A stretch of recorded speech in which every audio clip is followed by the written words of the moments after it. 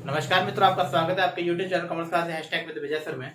देखिए, अभी तक हमने जो डिस्कस किया था, लास्ट में हमने स्टैटिक के लेक्चर्स को डिस्कस किया था। आज हम नया लेक्चर जो लेके आए वो हमारा नया लेक्चर है अकाउंट्स का लेक्चर, जो अकाउंट्स का टॉपिक है हमारा ट्रायल बैलेंस। उस चैप्टर को आज हम डिस्कस करने जा रहे हैं। तो हमारा जो आज का नया टॉपिक है वो है ट्रायल बैलेंसेस। ट्रायल बैलेंसेस आज हम देखेंगे ट्रायल बैलेंसेस होता क्या है। जैसे सबसे पहले ट्रायल बैलेंस को चालू करने से पहले सबसे पहले समझेंगे, स्टार्ट करने से पहले कि ट्रायल बैलेंस होता क्या है। तो ट्रायल बैलेंस को समझे, सबसे पहले देखो नाम से पता चलता है ट्रायल बैलेंस। बैलेंसेस का ट्रायल लेना यानी अर्थमेटिक एक्यूरेसी को लेकर जो स्टेटमेंट प्रिपेयर किया जाता है, अर्थमेटिक एक्यूरेसी का हमारे, क्योंकि हमने डबल एंट्री सिस्टम पढ़ रखा है। डबल एंट्री सिस्टम में दो चीजें होती थी, दो एक्सपेक्ट होता है, एक होता था डेबिट, दूसरा होता था क्रेडिट। डेबिट साइड का टोटल हमेशा किसके बराबर आता है? क्रेडिट साइड के टोटल के बराबर आता है। तो डेबिट साइड के टोटल को क्रेडिट साइड के टोटल को दोनों को अगर इक्वल आ रहा है, उस मैथमेटिक एक्यूरेसी को पता करने के लिए हम जो प्रिपेयर स्टेटमेंट करते हैं उसे बोलते हैं ट्रायल बैलेंस। अगर आपका डेबिट साइड का टोटल और क्रेडिट साइड का टोटल इक्वल नहीं आ रहा है, it mean to say that आपके अकाउंट्स में कोई ना कोई एरर हुआ है, कोई ना कोई गलती हुई है, क्योंकि जिसकी वजह से आपको कहीं ना कहीं जो हमारा ट्रायल बैलेंस है वो इक्वल नहीं आ रहा है। तो हमारे ट्रायल बैलेंस में डेबिट साइड और क्रेडिट साइड को बराबर पता करने के लिए जो किया जाता है उसे बोलते हैं हम क्या? Trial balance. तो सबसे पहले जे आर बॉटलीबाई की एक स्टेटमेंट है, उनकी एक डेफिनेशन है, उसको पढ़ते हैं। ट्रायल बैलेंस एक स्टेटमेंट है जो प्रिपेयर किया जाता है डेबिट और credit side balance of ledger. हमने लेजर पढ़ी थी, उसमें कुछ अकाउंट्स ऐसे होते थे, कुछ डेबिट होते थे, कुछ क्रेडिट होते थे।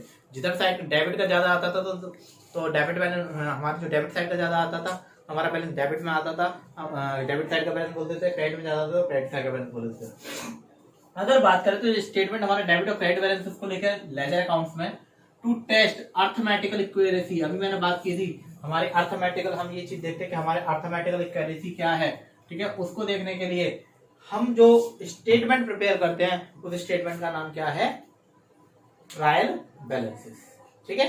तो ट्रायल बैलेंसेस हमारा ये हो गया जो हमारी अर्थमेटिक एक्यूरेसीज का होता है। इसके कुछ कैरेक्टरिस्टिक्स होते हैं। ये एक लिस्ट ऑफ अकाउंट लेजर होता है जो हमारी डबल एंट्री सिस्टम की मैथमेटिकल एक्यूरेसीज को पता लगाता है, और हमारा वर्किंग पेपर क्या है इसको पता लगाता है। It is prepared of any date, it is prepared of any date if the account are balances. जिस दिन अकाउंट बैलेंसेस होगा उस दिन इसको प्रिपेयर किया जाएगा, यानी कि जब भी हमारा अकाउंट बैलेंसेस होते हैं हम इसको क्या करते हैं? प्रिपेयर करते हैं, ठीक है। इसके बाद में हमारा आता है इट वेरीफाई द पोस्टिंग। ये हमारी वेरीफाई करता है कि हमारी पोस्टिंग डेबिट साइड में की गई है और क्रेडिट साइड में की गई है और कितनी सही है। इसके कुछ ऑब्जेक्टिव भी होते हैं और इसके कुछ फंक्शंस भी होते हैं। कुछ ऑब्जेक्टिव होते हैं, कुछ फंक्शंस होते हैं। तो हम सबसे पहले ये देखेंगे इसके कौन कौन से ऑब्जेक्टिव है, कौन कौन से फंक्शन है।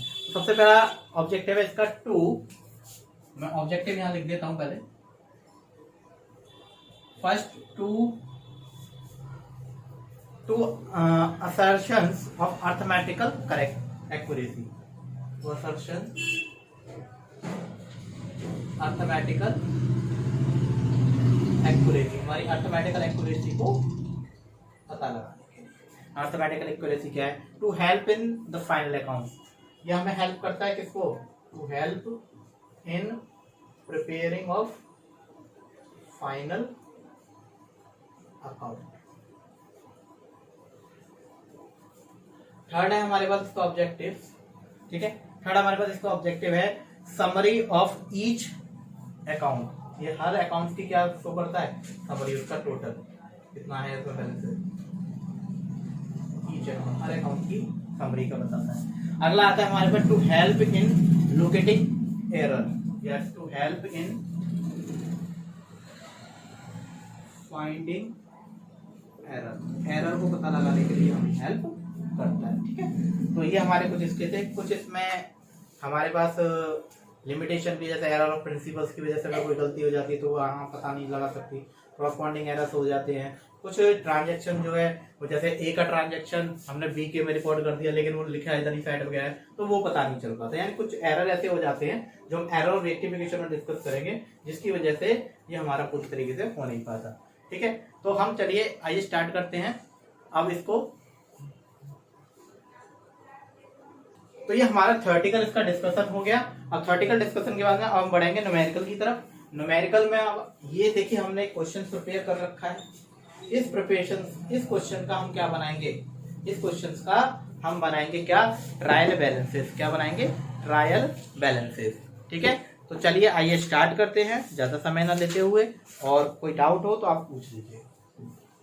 कमेंट बॉक्स में डालता हूँ।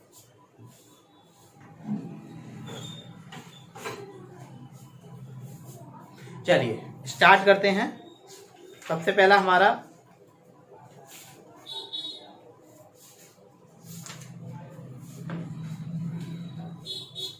ट्रायल जो भी है ट्रायल बैलेंस का एज ऑन जो भी हमारी डेट हो 31 मार्च का, सपोज मान लीजिए मैं मानता हूँ कि 31 मार्च 2020 का फॉर एग्जाम्पल,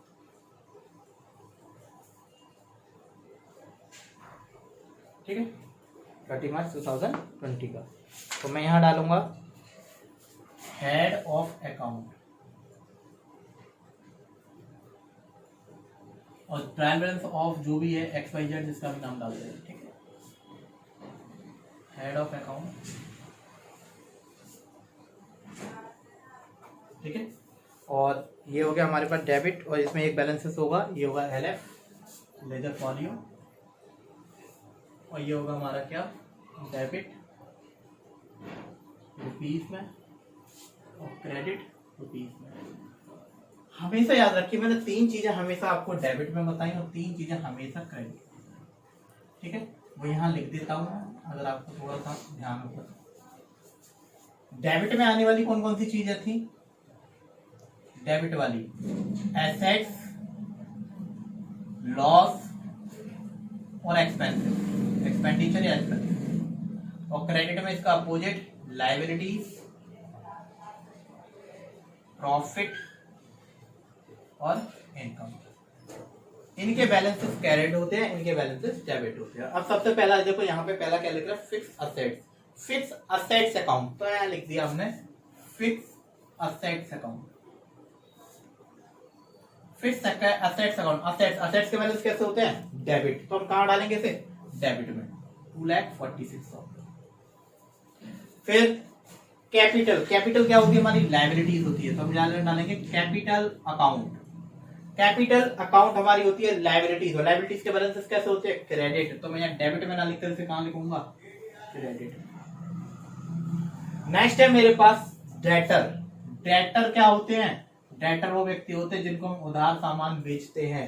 ये क्या होती है? हमारी एसेट्स। एसेट्स के बैलेंस कैसे होते हैं? डेबिट। तो हम किधर लिखेंगे इसे? डेबिट। नेक्स्ट है हमारे पास क्रेडिटर। क्रेडिटर वो व्यक्ति होते हैं जिन लोगों को हम उधार सामान, जिनसे हम खरीदते हैं, जिनको हम उधार सामान बेचते हैं, date is debtors.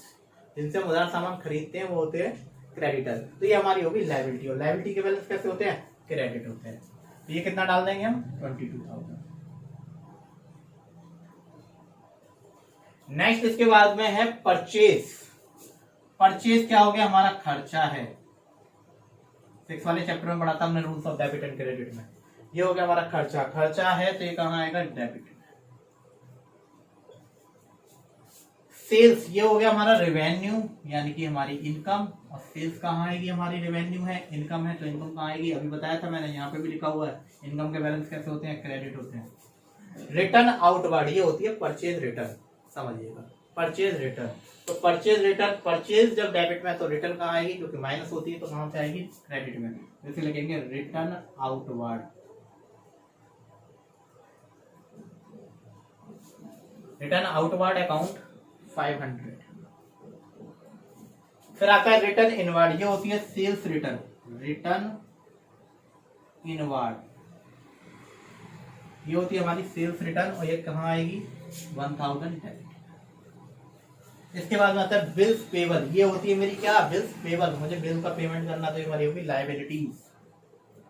Bills payable. Liabilities के बैलेंस कैसे होते हैं बताओ? अब बताया ना, लायबिलिटी डेबिट कुछ होते हैं, क्रेडिट होते हैं। क्या होते हैं लायबिलिटीज के? क्रेडिट होते हैं। क्रेडिट कितना है? 4,000। अब हमारे पास बिल्स रिसीवेबल। बिल्स रिसीवेबल्स क्या होती है हमारी? ये होती है हमारी क्या? एसेट्स। और एसेट्स के बैलेंस कैसे होते हैं? डेबिट। ठीक है। बैंक ओवरड्राफ्ट, बैंक होती है असेट्स, ओवरड्राफ्ट यानी माइनस में बैलेंस है, तो हमारी लायबिलिटी जनरेट हो चुकी है, तो बोलेंगे हम बैंक ओवरड्राफ्ट। ये होगी हमारी लायबिलिटीज, और लायबिलिटीज किधर आएगी? हमारी क्रेडिट। इसके बाद में ओपनिंग स्टॉक, स्टॉक हमारी असेट्स होती है, ओपनिंग होगा तो डेबिट में आएगा, क्लोजिंग होगा तो क्रेडिट में।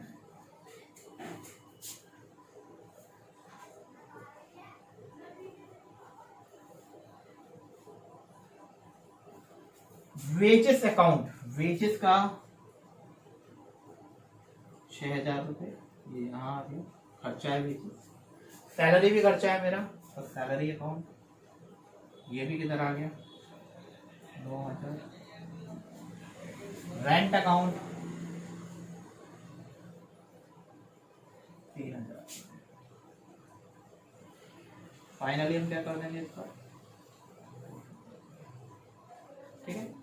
दोनों साइड का आप टोटल कीजिएगा, दोनों साइड का टोटल इक्वल आएगा। अगर दोनों साइड का टोटल इक्वल नहीं आ रहा है, यानी कि हमारे कहीं ना कहीं अकाउंट में क्या हुई है, गड़बड़ी हुई है। तो इस दोनों साइड का जो टोटल आ रहा है वो आ रहा है 3,35,500, 3,35,500 हमारा। अगर ये एक्यूरेसी हमारी गलत आती तो हम ट्रायल बैलेंस में हमारे यहाँ कहीं ना कहीं गड़बड़ी। इस एक्यूरेसी को पता लगाने के लिए हम उसको क्या तैयार करते हैं, अकाउंट से करते हैं ट्रायल बैलेंस। इस स्टेटमेंट को हम क्या बोलते हैं, ट्रायल बैलेंस।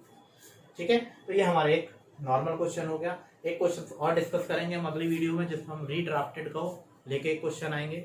वैसे अकाउंट जो बनाया जाता है, जो ट्रायल बैलेंस हमारा बनाया जाता है, पहले जर्नल बनाई जाती है, जर्नल के बाद लेजर पोस्टिंग होती है, और लेजर पोस्टिंग के बाद में जो क्वेश्चन हमारे लेजर पोस्टिंग के बाद में जो हमारे बैलेंसेस आते हैं डेबिट क्रेडिट, जैसे इसमें से फिक्स असेट्स अकाउंट का बैलेंस डेबिट आया होगा, कैपिटल का बैलेंस क्रेडिट आया होगा, डेबिटर का बैलेंस डेबिट आया होगा, तो डेबिट बैलेंस को डेबिट में लिखेंगे, क्रेडिट बैलेंस को क्रेडिट में लिखेंगे। 3 चीजों के बैलेंस हमेशा डेबिट होते हैं, असेट्स लॉस एंड एक्सपेंडिचर, और 3 चीजों के बैलेंस हमेशा क्रेडिट होते हैं, लायबिलिटीज प्रॉफिट और इनकम।